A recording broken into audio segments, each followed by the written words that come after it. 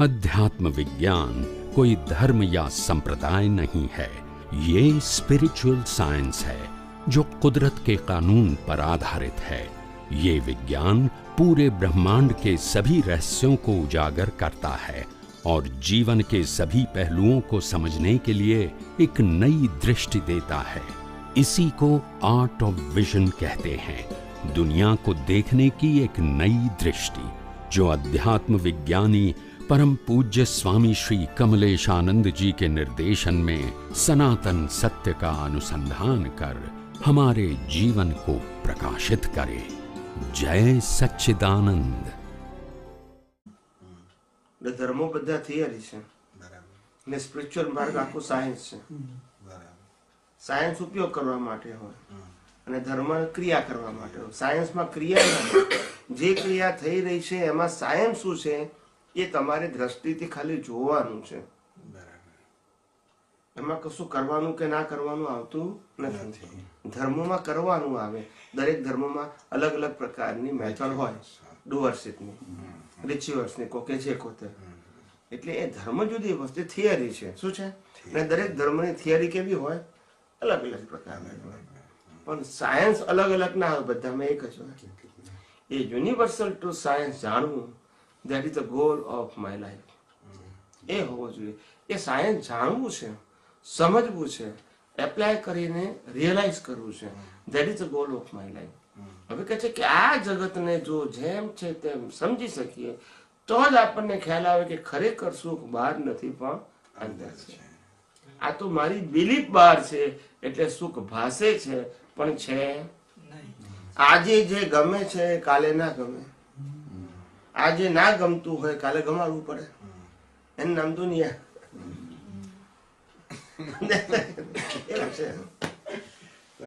એટલે આ જીવન આખું સમજવા જેવું છે કે જીવન આ પરિણામ વાળા ભાગમાં પૂરું કરી નાખવું કે પોતે આમાંથી કંઈક તત્વ અને સત્વ જાણવું, એ દરેકનો ઇન્ડિવિડ્યુઅલ ક્વેશ્ચન છે। કેવો છે? ઇન્ડિવિડ્યુઅલ। એ કે સામૂહિક પ્રશ્ન નથી, હજારો વ્યક્તિઓને એમાં રસ હોય એવું ના બને। આજે રામ હતા તો 5 માણસને જ્ઞાન ના આપી શક્યા, કૃષ્ણ હતા તો 5 માણસને ના આપી શક્યા। Doesn't matter, it is not matter of quantity, it is a matter of quality. એમની પાસે ક્વોલિટી હતી, હવે કેટલાને મળ્યું એ તો ઉદય કર્મ છે, પણ હોવું એ બહુ મોટી વસ્તુ છે। શું છે? હોવું અને આપણને મળવું એ બહુ મોટી વસ્તુ છે। બાકી દુનિયા તો એમ જ ચાલવાની છે।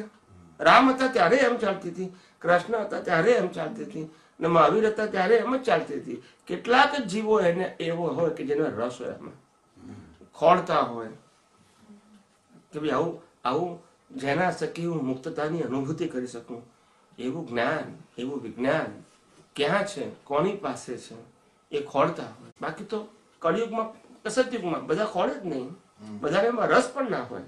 એટલે એવું નહીં માનું કે કેમ રસ નથી, આવવું જ હોય, સર્વકાળમાં આવવું હોય। શું કીધું? સર્વકાળ। મને ઘણી વખત બધા કહે છે કે સ્વામીજી કે લોકો પ્રવચનમાં, સત્સંગમાં હજારો માણસો બધા જતા હોય છે બધા, અને અહીંયા કેમ આટલા બધા ઓછા આવે છે? મેં કીધું કે અહીંયા ક્વોન્ટિટીનો, અહીંયા આગળ ક્વોન્ટિટીનો પ્રશ્ન નથી, ક્વોલિટીનો પ્રશ્ન છે। જે આવે, 2 આવે, 5 આવે, 10 આવે, but they happy, they enjoy and they realise the satsang, that is more than enough. પછી વધારે માણસો આવે તો કથા અને પ્રવચન ને ઉપદેશ પછી એમ જ થાય પછી।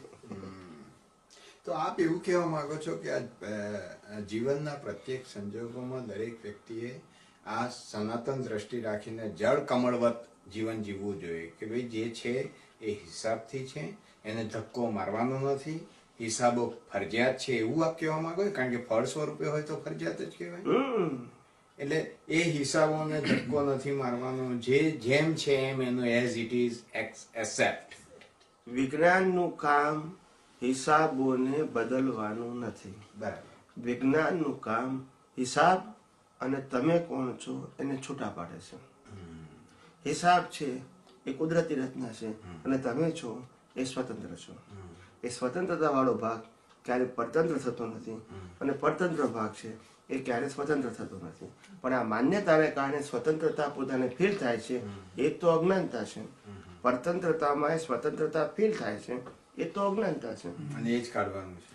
એ તો કાઢવાનું છે આપણે. આખી લાઈફ કોના માટે જીવીએ છે એ જ ખબર પડતી નથી. એટલે જ્ઞાનીઓ કહે છે ને કે બહારની લાઈફને તું લિમિટેડ કરીશ ને તો તને અંદરની લાઈફમાં રસ પડશે. પણ બહારની લાઈફની રેન્જ એટલી બધી વધી ગયેલી હશે કે તને અંદરની લાઈફમાં જવાનો સ્કોપ મળશે નહીં. કારણ કે બહાર તો તારે એટેન્ડ થવું જ પડશે. ખ્યાલ આવ્યો?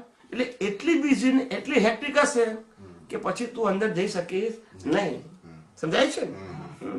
એટલે જ્ઞાને કરીને તે આ બધું જાણ્યું હશે, અનુભવ્યું હશે, તો તને બીજી લાઈફમાં પણ આ જ વિજ્ઞાન તને હેલ્પ કરશે.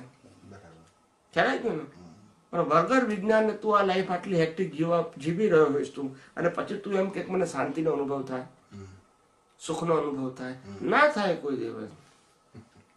સમજાય છે કે નહીં? પણ જેવું જ્ઞાન એવા ભાવ. તો રામકૃષ્ણમાં આવીને સંજોગો તો હતા જ ને. તો એ હા, પણ લોકો અજ્ઞાન કેવી રીતે નતું ને. મનુષ્ય ગયા? અજ્ઞાન નતું ને.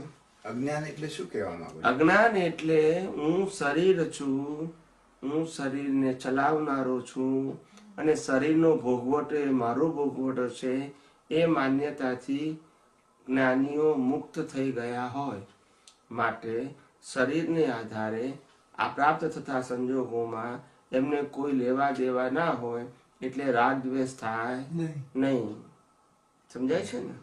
એ લોકોને life is a only drama લાગે, and drama is totally decided. You just play without your choice. એટલે પછી એની અંદર એ એટેચ થાય નહીં. જે ડ્રામા ફિક્સ થયેલો છે એમાં શું હવે રાગદ્વેષ કરવાના? ફિક્સ જ છે એમાં. Nobody is responsible. Karma is only responsible for current situation. So when you blame and claim to the other person, you are responsible. But when you accept the circumstances as it is, you are not responsible. So all the great people, they accept all kind of circumstances, whatever they are suffering in his life, without blame and claim. Normal people, they are not accepted because a Jnana is not accept the situation. And they try to blame and claim to the other person. સમજાય છે? So, એટલે દોષ દે રાખ્યા આપણે એમ. અમના કારણે થયું, અમના કારણે થયું, અમના કારણે થયું. જ્ઞાની કહે છે ના, બધી જ અવસ્થાઓ માટે તું જ જવાબદાર છો. આપણે એવું માનીએ છીએ કે સંજોગોને કે વ્યક્તિને આધારે મારા સંજોગો આવા આવ્યા. જ્ઞાની કહે છે ના, સંજોગોને આધારે વ્યક્તિ ભેગી થાય છે.